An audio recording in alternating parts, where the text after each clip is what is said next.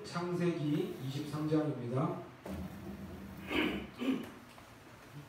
창세기 23장 1절부터 9절까지 말씀입니다. 한 절씩 교독하도록 하겠습니다. 창세기 23장 1절부터 9절입니다. 사라가 127세를 살았으니 이것이 곧 사라가 누린 횟수라. 사라가 가나안 땅 헤브론 곧 기럇 야르바에서 승림에 아브라함이 들어가서 사라를 위하여 슬퍼하며 애통하다가 그 시신 앞에서 일어나 나가서 해족속에게 말하여 이르되 나는 당신들 중에 나그네여 보리하는 자이니 당신들 중에서 내게 매장할 소유지를 주어 내가 나의 죽은 자를 내 앞에서 내어다가 장사하게 하시오.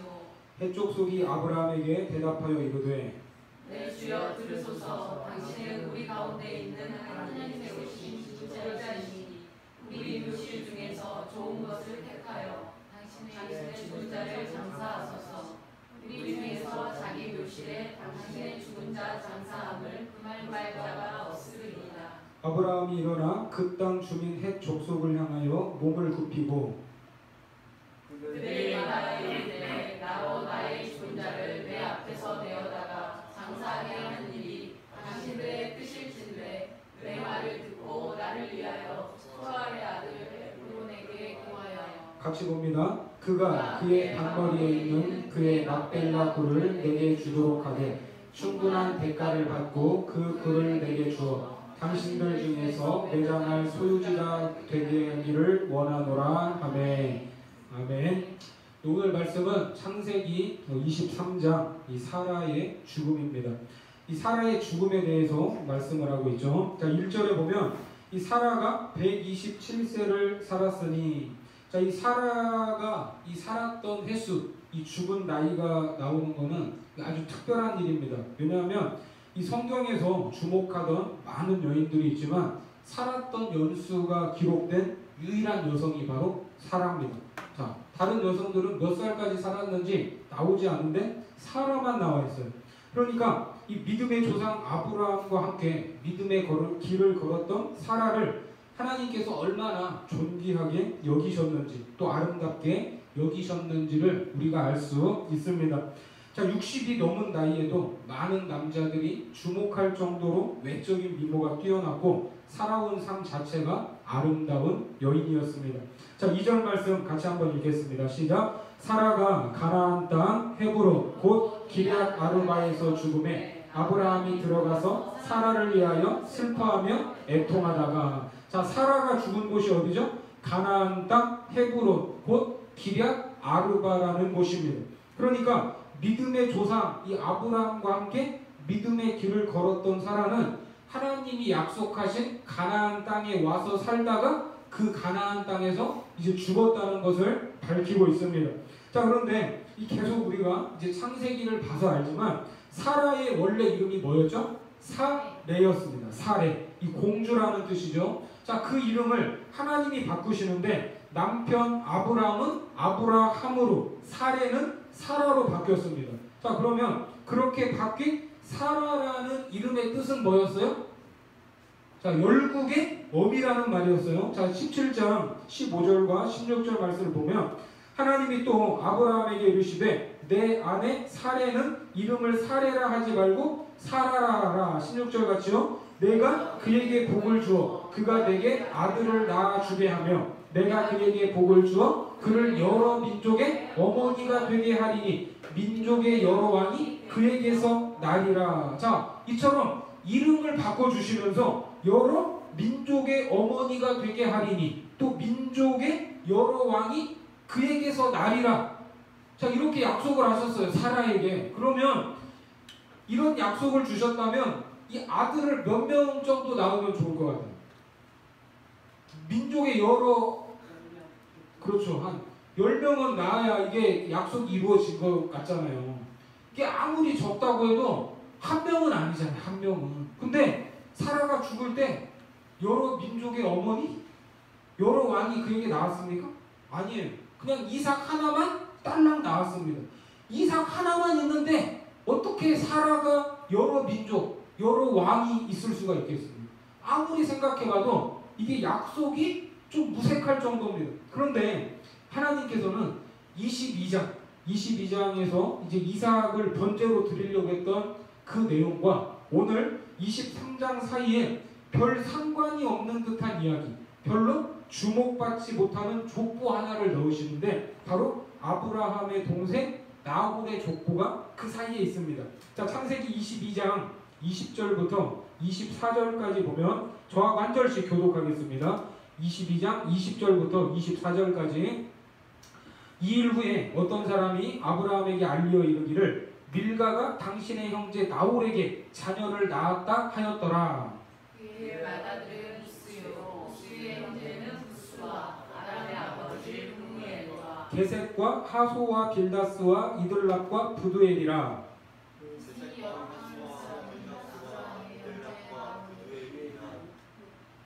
이 사람은 아브라함의 형제 나홀의 아내 밀가의 소생이며 부엘은 리브가를 낳았고 같이요. 나홀의 첫 르우마라 하는 자도 데마와 가한과 다하스와 마아가를 낳았더라. 자, 지금 이게 나홀의 족보인데 뭐 지금 이게 이름이 하도 많이 나와가지고 이게 지금 뭐가 뭔 소리인지 모르죠.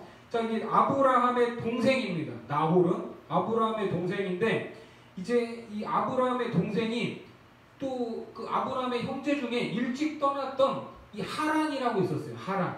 이 하란의 딸 밀가와 나홀이 결혼을 합니다. 그러니까 자기 조카랑 결혼을 한 거죠. 조카. 자, 그런데 이 밀가하고 롯, 아브라함과 함께 같이 다녔던 이 롯이 남매지간입니다. 그러니까 이제 아브라함의 동생 나홀은 자기 조카하고 이제 결혼을 했고 그 사이에서 8명의 아들을 낳았어요. 8명의 아들. 자, 그 중에 막내 아들 이름이 부두엘인데 이제 그 사람은 누구냐면 야곱의 외삼촌의 라반, 그리고 이제 이삭의 아내이자 야곱의 어머니 리브가의 아버지. 지금 머릿속에 족보도 안 그려지는데 이게 헷갈리시죠? 그런데 뭐 다 기억할 필요는 없고 여기에서 중요한 이름이 뭐냐면 따라해보세요. 리브가. 그렇습니다. 리브가의 이름이 등장하고서 23장에 사라의 죽음으로 이어지는 거예요. 자, 그렇다면 왜 성경은 뜬금없이 이삭을 번제로 바치려는 이야기하고 그리고 사라가 죽는 이 사이에 이 나홀의 족보를 언급하고 있을까? 자, 쉽게 말하면 하나님이 사람을 통해서 역사하시는 분이시지만 또 사람이 가진 족보 때문에 하나님의 역사가 되기도 하고 안 되기도 하는 일은 없다는 것입니다. 자, 지금 우리가 이 길가온의 양식에서 사도행전을 보고 있습니다. 사도행전. 초대교회의 중요한 역할을 담당했던 스데반 집사가 순교했어요. 자, 그러면 교회 안에서 그런 일꾼 하나가 순교하면 교회가 어떻게 되겠습니까? 교회가. 예? 교회가 어떻게 되겠어요? 힘들어지겠죠. 이제 일할 사람도 없는데. 이 아주 영향력 있는 중요한 인물이었는데 이런 중요한 인물이 사라지면 이제 교회가 힘들어져요. 자, 이런 안타까운 순교의 현장이었지만 하나님은 스데반이 죽는 그 자리에서 누구의 이름을 슬쩍 언급하세요? 스데반의 죽음을 아주 당연하게 여겼던 사울, 바울이 되기 전에 사울이라는 이름을 슬쩍 언급하십니다. 그리고 사울을 이방 선교의 복음, 이방 선교와 복음을 위하여 준비시키게 됩니다. 그러니까 인간의 역사처럼 보이지만 그 뒤에서 하나님이 모든 역사를 만들어 간다는 것을 믿으시기 바랍니다. 오늘 이게 습기가 많아가지고 이게 잘 안 본다고요. 그냥 뭐 두세요. 어쩔 수 없죠. 자, 그래서 이 역사가 영어로 뭐죠? 자, 히스토리인데 이걸 뭐라고 해요? 히스 스토리라고 하지 않습니까? 예수 그리스도 하나님이 만들어 가시는 역사라는 것입니다. 뭐 괜찮을 것 같은데 오늘 습도가 높아가지고 그런 거예요.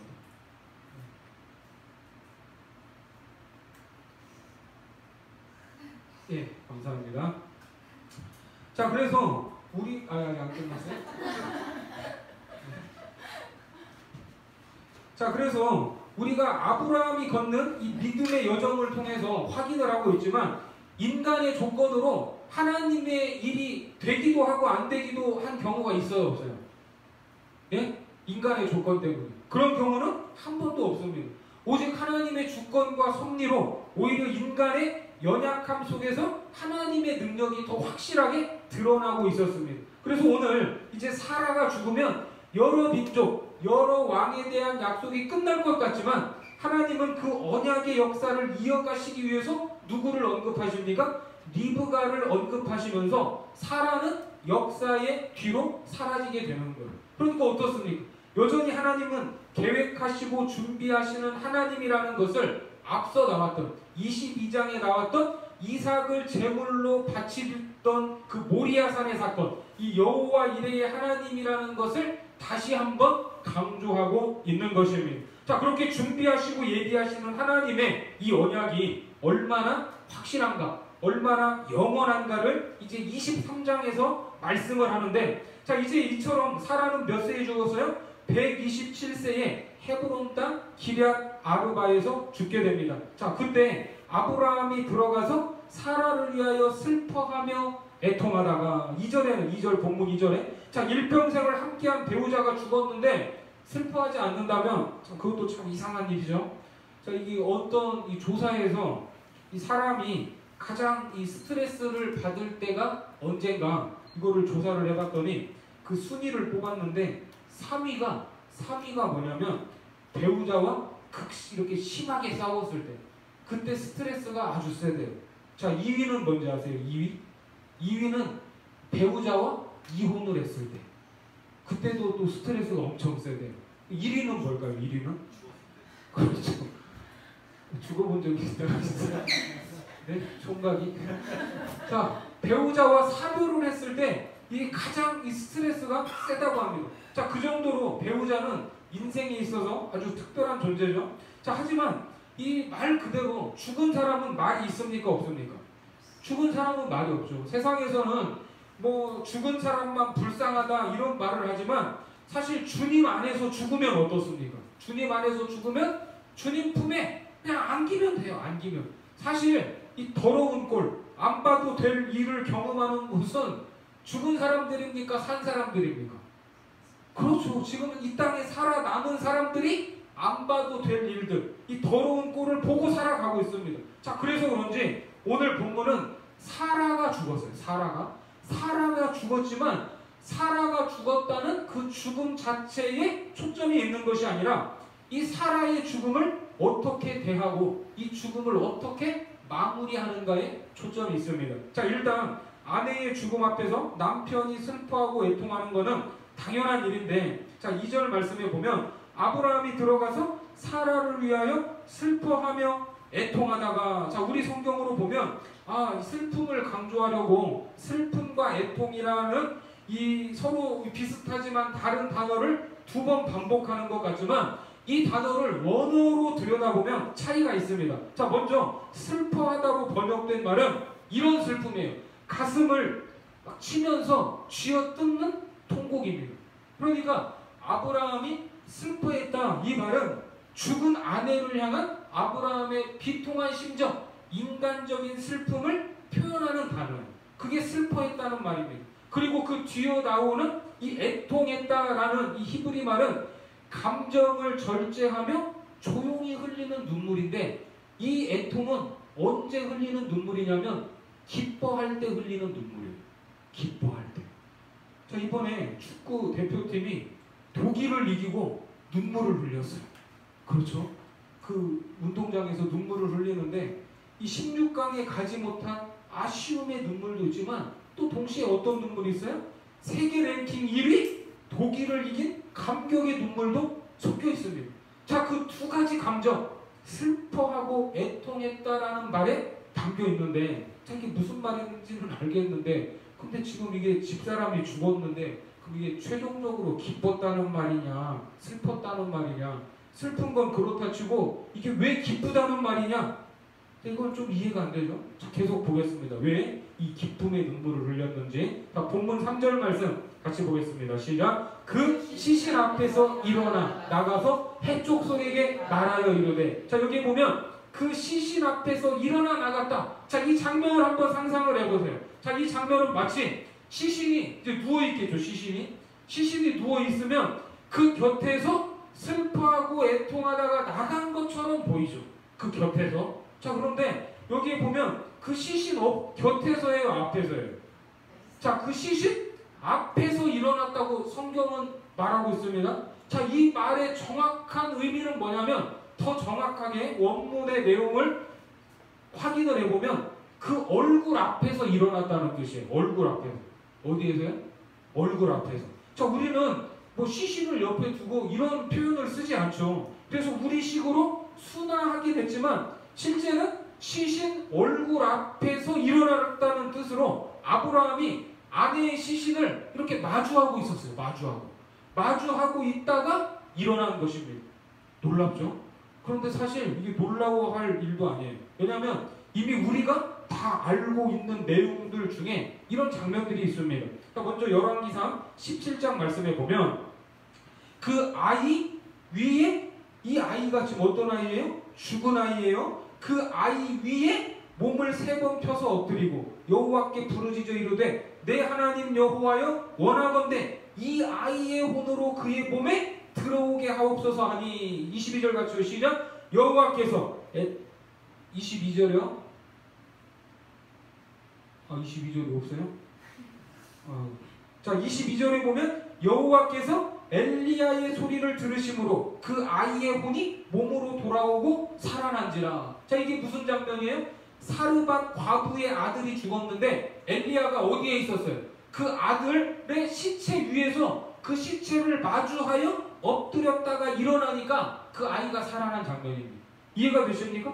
이게 오늘 창세기 이 아브라함이 그의 앞에서 일어났다는 이 본문의 표현과 정확하게 같은 표현으로 지금 기록이 되어 있습니다. 자, 그리고 엘리사가 죽은 수넴 여인의 아들을 살리는 사건이 나와요. 자, 열왕기하 4장 32절에 보면 엘리사가 집에 들어가 보니 아이가 죽었는데 자기의 침상에 눕혔는지라. 들어가서 문을 닫으니 2사람뿐이라. 엘리사가 여호와께 기도하고 34절 같이 시작. 아이 위에 올라 엎드려 자기 입을 그의 입에, 자기 눈을 그의 눈에, 자기 손을 그의 손에 대고 그의 몸에 엎드리니 아이의 살이 차차 따뜻하더라. 엘리사가 내려서 집안에서 한번 이리저리 다니고 다시 아이 위에 올라 엎드리니 아이가 7번 재채기하고 눈을 뜨는지라. 아멘이십니까? 자, 그러니까 이게 어떤 장면인지 심지어 연상이 되시죠? 이처럼 히브리 사람들에게는 죽은 사람의 얼굴에다가 산 사람의 얼굴을 포겠다가 일어나는 것은 죽었다가 살아나는 부활을 상징하는 행위입니다. 이해가 되세요?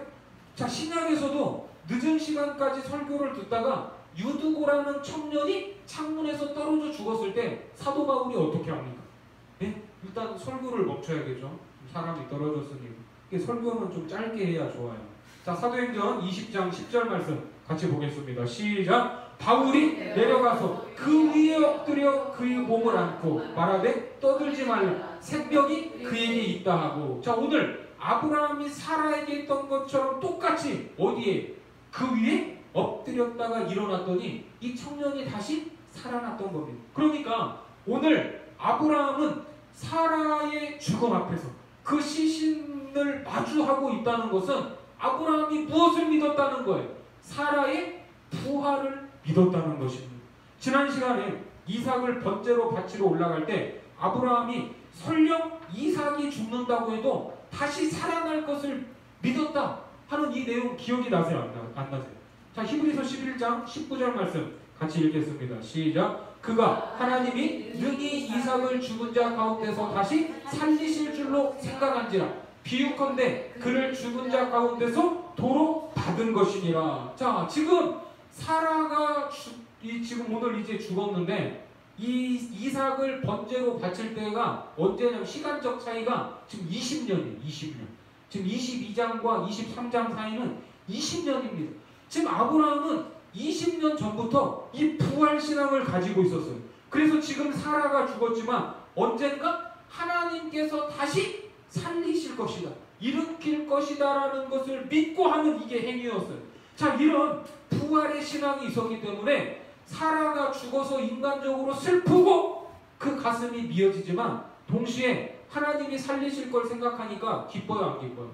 기쁜 거예요. 그래서 그 죽음 앞에서 슬퍼하고 애통했다라고 성경은 말씀하고 있습니다. 자, 이런 부활의 행위를 한, 이 부활 신앙을 믿고 이런 행위를 한 아브라함이 이제 나가서 햇사람들에게 이 장지, 이제 이 매장지를 구하려고 합니다. 자, 본문으로 가셔서 4절 말씀 같이 보겠습니다. 시작. 나는 당신들 중에 나그네요, 거류하는 자이니 당신들 중에서 내게 매장할 소유지를 주어 내가 나의 죽은 자를 내 앞에서 내어다가 장사하게 하시오. 자, 여기 보니까 나는 당신들 중에 나그네요, 거류하는 자이니. 자, 지금 아브라함이 가나안 땅에 살고 있죠. 지금 가나안 땅에 온 지 몇 년 됐을까요? 자, 아브라함이 75세 때, 그러면 사라가 65세입니다. 오늘 사라가 127세에 죽었으니까 지금 몇 년이 지났어요? 거의 지금 62년이에요. 60년이 넘었어요. 비록 아브라함이 이곳에서 태어나고 자란 원주민은 아니었지만 가나안 땅에서 60년을 살았어요. 60년. 60년을 살았다면 그 사람을 향해서 나그네라고 말을 할 수 있습니까? 없습니까? 60년을 살았어요. 60년. 동네 사람이에요. 동네 사람.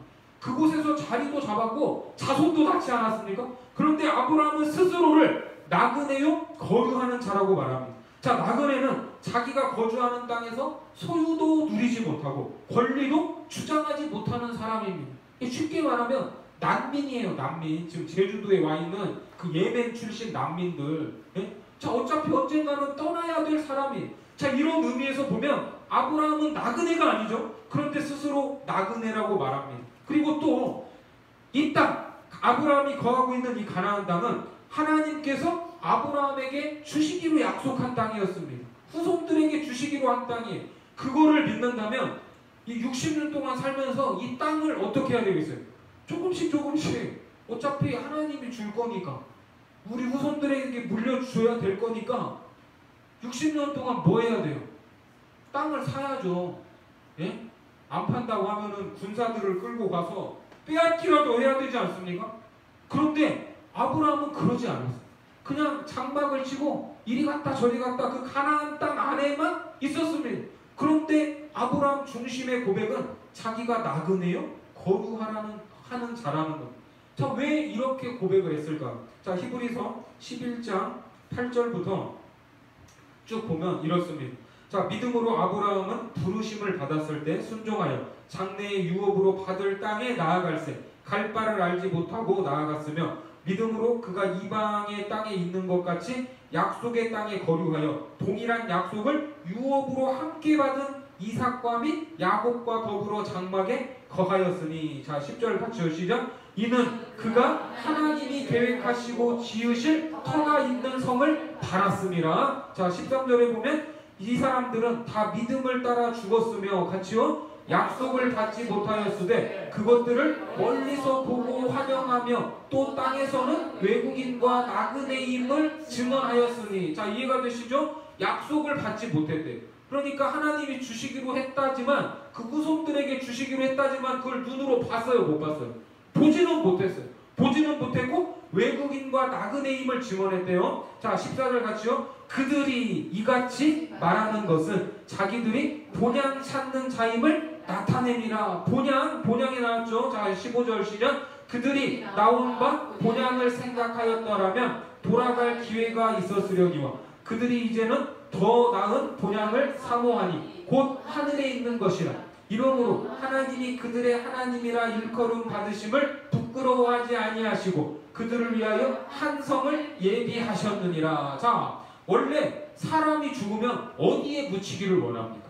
자기가 살던 나라, 자기가 살던 고향에 묻히기를 원합니다. 그래서 아무리 험악한 이 전쟁터에서 죽은 이 전쟁 포로에 관련된 제네바 협약에서도 적군의 유해를 어떻게 해줘야 돼요? 그 나라로 돌려보내주게 되어 있습니다. 이게 죽은 사람에 대한 최소한의 도리예요. 그러면 오늘 사라가 죽었다면 사라는 당연히 어느 땅으로 가야 됩니까? 가나안 땅에 묻힐 것이 아니라 사라가 태어났던 고향 갈대아 우르로 가야 됩니다. 아브라함과 사라의 고향이 갈대아 우르였기 때문에 사라의 유해는 갈대아 우르에 묻어야 맞아요. 그게 당시 또 관습이었어요. 그것이 인간의 본성이었습니다. 이 시신을 메고 갈대아 우르로 가야 했고 당장 갈 형편이 안 되면 그냥 입각만 해놓으면 돼요. 그런데 아브라함은 사라의 매장지를 갈대아 우르가 아닌 가나안에 마련하려고 합니다. 왜요? 돌아갈 기회가 있었으려니와 그들이 이제는 더 나은 본향을 사모하니. 보이세요? 자, 지금 15절 마지막에 앞으로 한 컷만 넘겨주세요. 자, 돌아갈 기회가 있었으려니와. 그러니까 사라가 죽었을 때 이때 돌아갈 수 있었어요. 16절. 그런데 어떻게 해요? 그들이 이제는 더 나은 본향을 사모하는. 더 나은 본향. 자, 이 말이 무슨 말이에요? 이 말은 아브라함이 하나님의 약속의 땅 가나안을 자기의 이제 진짜 고향으로 삼았다는 것입니다. 이해가 되세요? 자, 이것이 바로 믿음의 삶을 살아가는 우리들의 모습이어야 돼요. 더 나은 본향을 사모했기 때문에 자기의 본향으로 가지 않았대요. 자, 그러니까 믿음의 사람은 소망을 어디에 두어야 되나? 따라해보세요. 하늘에 두고 있어야 된다. 하늘에 두고 있어야 한다. 자, 진정한 본향, 그 본향이 하늘에 있기 때문에 그것을 소망하면서 어디에다가 매장지를 두는 거예요? 하늘에 소망이 있는데 그 하늘을 소망하면서 하나님이 약속해 주신 약속의 땅에 매장지를 확보를 하는 겁니다. 자, 5절, 자, 본문으로 가셔서, 자, 5절과 6절 보면, 해쪽 속에 아브라함에게 대답하여 이르되, 내 주여 들으소서. 당신은 우리 가운데 있는 하나님이 세우신 지도자이시니, 우리 묘실 중에서 좋은 것을 택하여 당신의 죽은 자를 장사하소서. 우리 중에서 자기 묘실에 당신의 죽은 자 장사함을 금할 자가 없으리다. 자, 아브라함은 이미 지금 이 땅에서 자기는 나그네라고 스스로를 이야기했지만 사람들은 내 주여라고 하면서 아주 극존칭으로 존경스럽게 대우하고 있습니다. 자, 그래서 이 말은 뭐냐? 지금 5절과 6절 말씀은 뭐냐? 아브라함이 좀 매장지가 좀 필요하다 하고 그 햇사람들에게 말하니까 이 사람들이 뭐라고 말해요?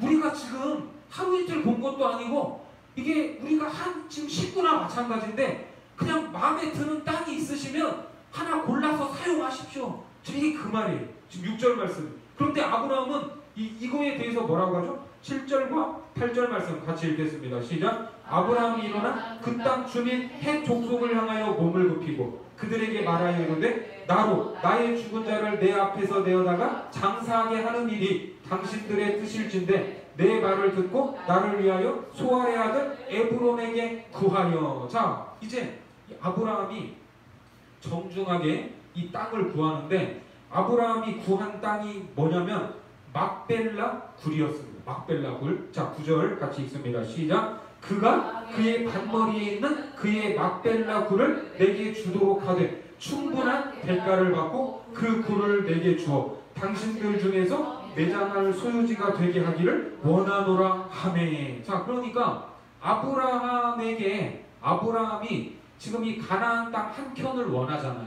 예? 지금 가나안 땅 한 켠을 원하는데 아브라함에게 지금 이 가나안 땅, 자기가 이 매장지로 쓰려고 하는 이 땅은 눈에 보이는 물리적인 땅이 아니라 약속의 땅 한 켠을 바라보면서 어디를 바라보고 있냐면 보이지 않는 영원한 도성을 바라보고 있다는 것입니다.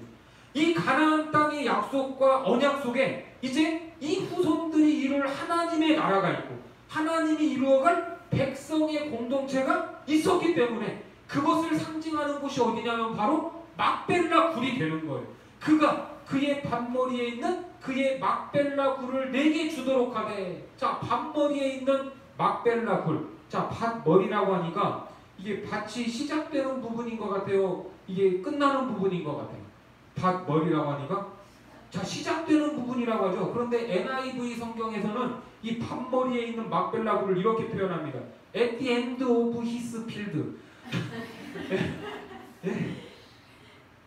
이해가 되세요? 그러니까 이게 머리가 아니라 정확히 말하면 at the end of his field. 그 필드의 끝. 그 땅의 끝이에요. 그 정확히 말하면 밭의 끝입니다. 자, 그러면 자, 우리가 이거 한번 생각을 해보세요. 자, 적어도 밭이라고 하면 이 밭은 무엇을 상징할까요? 밭은 이 땅에 살아가는 사람들이 씨를 뿌리고 거기에서 수고하면서 열매를 거두어 먹는 삶의 터전입니다. 그래요, 안 그래요? 그렇죠? 그런데 그런 밭에서 살다가 밭에서 일평생 먹고 마시고 살다가 그 밭의 끝에 뭐가 있는 거예요? 막벨라 굴이 있는 거예요. 죽음이 있는 거예요. 거기로 돌아가게 되어 있습니다. 하지만 믿음 안에서 죽은 것과 그렇지 않은 죽음의 차이가 있습니다. 자, 데살로니가전서 4장 말씀에 보면 형제들아 자는 자들에 관하여는 너희가 알지 못함을 우리가 원하지 아니하노니 이는 소망 없는 다른 이와 같이 슬퍼하지 않게 하려 함이라. 14절 같이요. 우리가 예수께서 죽으셨다가 다시 살아나심을 믿을진대 이와 같이 예수 안에서 자는 자들도 하나님이 그와 함께 데리고 오시리라. 자, 자는 자는 죽은 자들이에요. 자, 예수 안에서 다시 살아나 이 부활의 신앙을 가진 우리, 예수 안에서의 죽음은 죄와 사망의 권세가 어찌하지 못하는 완전한 부활과 연결이 됩니다. 그렇게 부활의 몸을 입고 살아가는 행복과 기쁨과 안식과 평안의 이제 영원한 세상이 믿는 자 안에 이제 예비가 되어 있습니다. 그래서 아브라함은 그것을 믿음으로 바라보면서 하나님이 약속하신 그 땅 한 곳에 매장지를 구했던 거예요. 하지만 그것도 조금 순조롭진 않았습니다. 아브라함이 지금 어떤 사람에게 부탁을 했죠? 에브론이라는 사람에게 아브라함이 지금 부탁을 했어요. 그랬더니 이 사람이 뭐라고 하냐면 자, 이렇게 말합니다. 창세기 23장 11절부터 보면 내 주여 그리마시고 내 말을 들으소서. 내가 그 밭을 당신에게 드리고 그 속의 굴도 내가 당신에게 드리되 내가 내 동족 앞에서 당신에게 드리오니 당신의 죽은 자를 장사하소서. 아브라함이 이에 그 땅의 백성 앞에서 몸을 굽히고 그 땅의 백성이 듣는 데서 에브론에게 말하여 이르되 당신이 합당히 여기면 청하건대 내 말을 들으시오. 내가 그 밭값을 당신에게 주리니 당신은 내게서 받으시오. 내가 나의 죽은 자를 거기 장사하겠노라. 자, 땅 주인이었던 에브론은 아브라함이 이제 그 굴을 요청을 하니까 그 요청에 호의적으로 대답하는 것처럼 보이지만 지금 자기 이속을 챙기고 있어요. 자, 무슨 이속을 챙기고 있죠? 사실 아브라함은 요구했던 게 뭐예요? 뭐만 요구했어요? 밭을 요구했어요? 아니에요. 굴만 요구했어요. 굴만. 밭의 끝에 있는 막벨라 굴을 요구했는데 지금 이 에브론은 내가 그 밭을 당신에게 드리고 그 속의 굴도 당신에게 드리되. 자, 지금 밭까지 이야기하고 있어요. 자, 그 일대에서 존경받는 아브라함이 정중하게 부탁을 하니까 지금 이게 분위기상 지금 사람들이 다 보고 있어요. 분위기상 자기 땅을 내주기는 내줘야 될 것 같은데 그냥 이 굴만 내주자니까 이게 너무나 좀 이게 아까운 생각이 들었어요. 그래서 머릿속에서 막 이 계산기를 두드리고 제안한 게 막벨라 굴뿐만 아니라 밭까지 포함을 해서 내온 겁니다. 그러니까 아브라함이 그러면 내가 정당하게 값을 지불하겠다. 이거 공짜로 안 받겠다 하니까 얼마를 불렀어요? 시가보다 훨씬 비싼 은 400세겔을 불렀습니다. 자, 본문 15절 말씀 같이 보겠습니다. 시작. 내 주여 내 말을 들으소서. 땅값은 은 400세겔이나 그것이 나와 당신 사이에 무슨 문제가 되리까? 당신의 죽은 자를 장사하소서. 자, 이처럼 내가 값을 치르겠다고 하니까 이 사람이 뭐래요? 은 400세겔 일단 말을 해놨어요. 이 말도 안 되는 금액을 불러놓고 또 뭐라고요? 아유, 이게 값으로 치면 은 400인데 아유, 돈이 무슨 상관이에요. 네. 존경받는 분이 쓰신다고 하면 그냥이라도 드릴 테니까 그냥 알아서 하세요 하고 좀 인심 쓰듯 하는 말입니다. 하지만 아브라함은 그 값이 비싸니 싸니 묻지도 따지지도 흥정하지도 않고 기꺼이 부르는 대로 값을 치렀습니다. 자, 16절 같이 봅니다. 시작. 아브라함이 에브론의 말을 따라 에브론이 헷 족속이 듣는 데서 말한 대로 상인이 통용하는 은 400세겔을 따라 에브론에게 주었더니. 자, 이제 이 장면은 성문 앞에서 정식으로 땅을 거래하는 장면입니다. 자, 여러분, 지금 이 장면, 지금 이 밭을 사는 이 장면에서 이 생각나야 되는 비유의 말씀 한 가지가 있어요. 영원한 하나님의 나라를 소망하면서 막벨라 굴을 구했는데 생각하지도 않은 뭐까지 사게 됐어요? 밭까지 사야만 했습니다. 그걸 기꺼이 사는 거예요. 여러분, 생각나는 비유가 없으세요? 천국은 마치 그 노래 오늘 괜히 부른 게 아니에요. 자, 마태복음 13장 44절 같이 보겠습니다. 시작. 천국은 마치 밭에 감추인 보화와 같으니 사람이 이를 발견한 후 숨겨두고 기뻐하며 돌아가서 자기의 소유를 다 팔아 그 밭을 사느니라. 자, 보세요. 예수님이 천국에 대한 비유를 하시는데 지금 이 밭을 산 사람의 마음은 어디에 있어요? 밭에 있습니까? 아니면 보화에 있습니까? 예? 밭이 마음에 들어서 지금 밭을 산 거예요?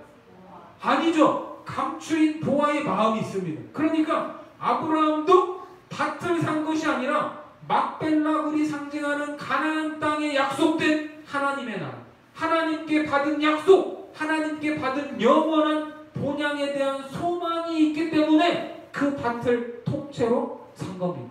이해가 되십니까? 자, 창세기, 자, 본문으로 가셔서 17절과 18절 말씀 같이 봅니다. 시작. 마므레와 막벨라에 있는 에브론의 밭, 곧 그 밭과 거기에 속한 굴과 그 밭과 그 주위에 둘린 모든 나무가 성문에 들어온 모든 헷 족속이 보는 데서 아브라함의 소유로 확정된지라. 아브라함은 말도 안 되는 가격, 오히려 더 비싸게 주고 그 땅을 매매하는 것으로 이제 이것이 나의 소유다 하는 것을 모든 사람들 앞에서 이제 확정하고 있습니다. 그리고 그 땅을 이제 이 소유권이 후손들에게까지 이어지도록 하는 거예요. 자, 19절 같이 봅니다. 시작. 그 후에 아브라함이 그 아내 사라를 가나안 땅 마므레와 막벨라 밭 굴에 장사하였더라. 마므레는 곧 헤브론이라. 자, 이곳 헤브론은 아브라함과 그리고 그의 아들 이삭과 그의 손자 야곱의 신앙 중심지가 됩니다. 이 헤브론이, 그리고 나중에 이곳이 어떤 곳이 되는지 아세요? 나중에 다윗이 왕이 되는 곳이, 나중에 남유다의 수도가 되는 곳입니다. 아브라함은 하나님으로부터 정말 말로 다 표현할 수 없는 많은 약속들을 받았지만 그의 평생에 눈에 보이는 증거는 있었어요, 없었어요? 하나도 없었어요. 하나도. 말 그대로 약속만 있었고 소망만 있었을 뿐입니다. 그런데 그 소망 때문에 뭘 산 거예요? 은 400세겔을 주고 막벨라 굴을 산 겁니다. 여러분들은 부활을 믿으십니까? 대답을 안 하세요. 영원한 하늘나라가 있음을 믿습니까? 그렇다면 우리가 나그네로 살다가 가는 이 세상, 언젠가 돌아갈 본향을 소망하면서 이 땅의 것이 아닌 하늘의 것으로 우리의 마음을 돌려야 될 줄 믿으시기 바랍니다. 자, 골로새서 3장 1, 2절 말씀 같이 읽겠습니다. 시작. 그러므로 너희가 그리스도와 함께 다시 살리심을 받았으면 위의 것을 찾으라.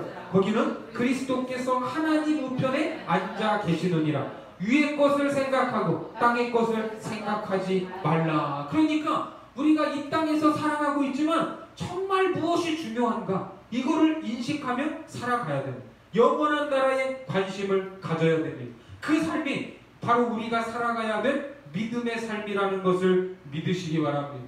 그래서 우리가 가진 시간과 재물, 삶의 방향과 노력이 이 땅을 향한 것이 아니라 위의 것을 찾고 위의 것에 집중하는 데 사용되어야 됩니다.